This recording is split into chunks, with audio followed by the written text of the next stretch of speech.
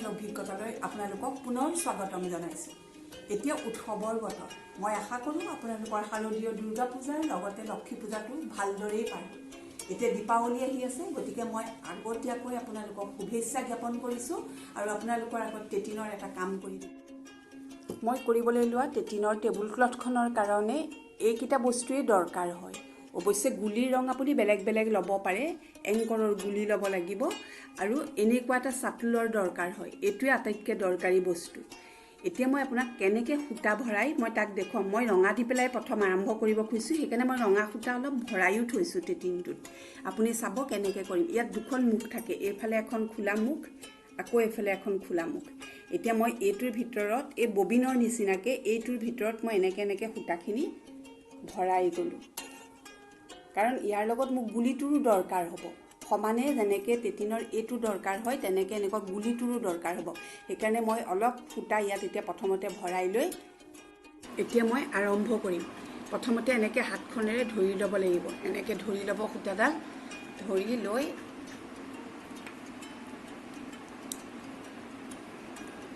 এই চাটুলটোৰ যিটো জোঙা মূৰ আছে, সেই জোঙা মূৰটো আপুনি এনেকৈ কৰি ভিতৰলৈ সোমোৱাব লাগিব। সোমোৱাই এনেকৈ কৰিব।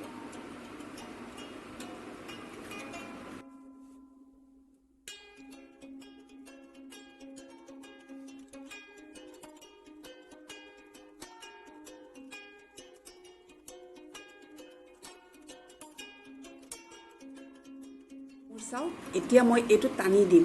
টানি দিলে এটা গোল এটা হৈ যাব। এইটো গোল আপোনালোকে মন কৰিছে, এইটো এটা গোল হৈ গ'ল।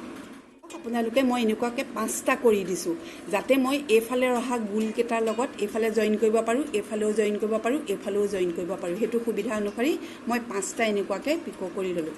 এতিয়ালৈকে মই এই চাটুলটো অকল ইউজ কৰি আছিলোঁ। এইবাৰ মই আপোনালোকক গুলিটোৱে সৈতে কেনেকৈ ইউজ কৰে তাকে দেখাম। এই বস্তুটো মই এনেকৈ ঘূৰাই ল'লোঁ। ঘূৰাই লৈ এইবাৰ কিন্তু মই এই গুলিটোৰ সূতাডালহে লগাম ইয়াত আঙুলিত।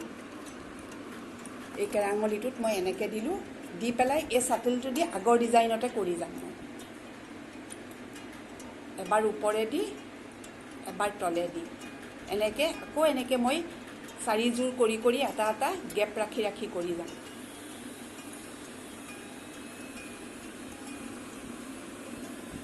এয়া 3যোৰ, 4যোৰ হ'ল। এই 4যোৰ কৰাৰ পিছত মই আকৌ গেপ এটা ৰাখি দিছোঁ। চাওক, এইটো গেপ ৰাখি কৰিছোঁ। এবাৰ চাওক এই কেনেকৈ গুলিটোৰে সৈতে কৰিলোঁ। গুলিটোৰে সৈতে যেতিয়া মই কৰোঁ, তেতিয়া কিন্তু টানি দিলে এনেকুৱা গোটা নহ'ব। এইটো বস্তু এনেকৈহে থাকিব। ইয়াৰ লগত মই আকৌ গুলিটো লগাই এটা গোটা কৰিম। সেইটো মই ইয়াত জইন কৰিম। কেনেকৈ কৰিম মই আপোনালোকক দেখুৱাম ডিজাইনটো। এয়া এইটো মোৰ হৈ গ'ল। মই দুটা কেনেকৈ হৈছে মই এয়া আপোনাক দেখুৱাইছোঁ। চাওক, এয়া দেখিলে, এইটো এতিয়া আকৌ মই টানি দিছোঁ। এডাল টানি দিয়াৰ লগে লগে এইটো এটা গোটা হৈ গ'ল। দেখিছে, এইটো বস্তু হ'ল। এতিয়া নেক্সট মই আকৌ গুলিটো ইউজ কৰিব লাগিব।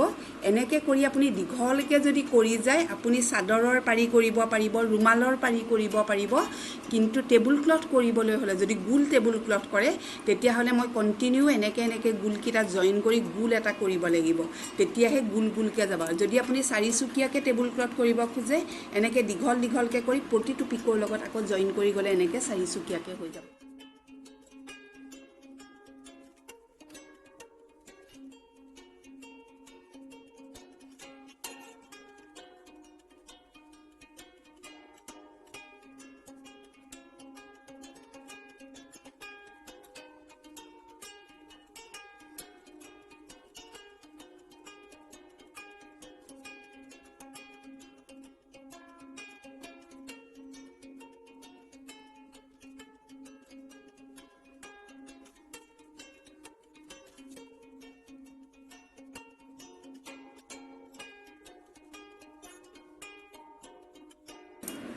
এয়া মোৰ ইমানটো হ'ল, আৰু মাত্ৰ এটা গোল কৰি দিলেই মোৰ ৰাউণ্ডটো গোটেইটো হৈ যাব।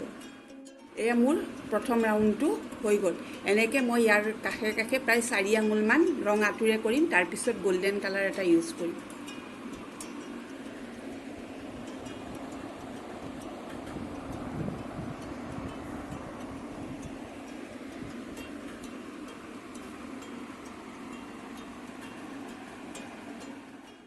এই গোল্ডেন কালাৰটো মই ৰঙাৰ লগত জইন কৰি পেলাই আৰম্ভ কৰিছোঁ। শেষৰখিনি মই এই গোল্ডেন কালাৰটো দি পেলাই কৰি দিম।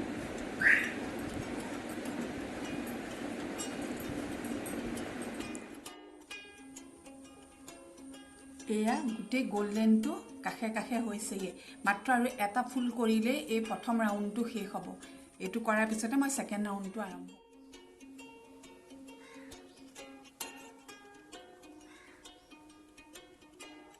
কৰিম। আপোনালোকে দেখিলে ঠিক তেতিনে যেনেকৈ এইখিনি কৰিছোঁ তেনেকৈ মই এইখন ৰুমালৰ লেচ এটাও কৰি দিলোঁ।